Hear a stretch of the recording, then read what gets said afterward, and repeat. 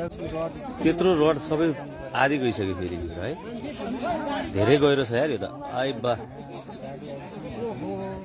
आए यो गाडी भेट्ने सम्भावना कम छ यार। त्यत्रो रड पुरै गइरहेछ। त्यो मान्छेले टेकेको छ चाहिँ कहाँ?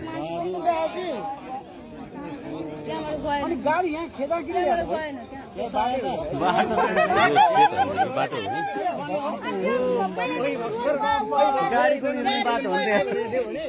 रड 20 फिट हुन्छ होइन? 20 फिटमा 10 फिट त अझै गहिरो छ ल।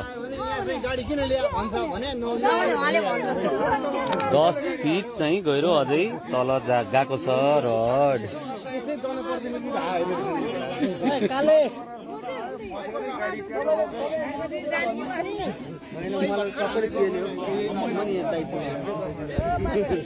यो गाडी हिँड्दा हिँड्दै खसेको खाल्टोमा 3 घण्टा ननस्टप पानी तानिसके तर पनि यो खाल्टोको पानी सुकेको छैन। अझै पनि 10 फिट पानी छ भित्र। कति गहिरो रहेछ हेर्नुहोस्। म यहाँ डिलबाट खिचिरहेको छु। अझै 10 फिट तल गहिरो पानी तान्नुपर्छ। तर गाडी चाहिँ भेटेको छैन है अहिलेसम्म। गाडी देखिएको छैन। कति तल छ भनेर रड छिराएर हेर्दैछौँ है हामीहरू। यहाँबाट हेर्नुहोस्, जो गाडीवाला धनी हुनुहुन्थ्यो उहाँले रड छिराउँदै हुनुहुन्छ। उहाँ नै हो बाँच्न सफल हुनुभएको व्यक्ति पनि। अनि प्रत्येक भिडियोमा ड्राइभर के भयो भनेर सोध्नु भएको थियो।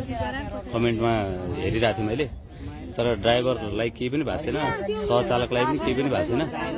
उहाँहरू तुरुन्त हाम फालेर बाँच्न सफल हुनुभएको छ। एकजना बाँच्न सफल व्यक्ति उहाँ सेतो कपडा लगाउने कपाल बाँध्नु भएको व्यक्ति हो। अर्को चाहिँ उहाँको एकजना कामदार हुनुहुन्थ्यो। अरू 2 जना कामदार हुनुहुन्थ्यो भन्ने सुनेको छु मैले उहाँकै मुखबाट। गाडीमा चाहिँ एउटा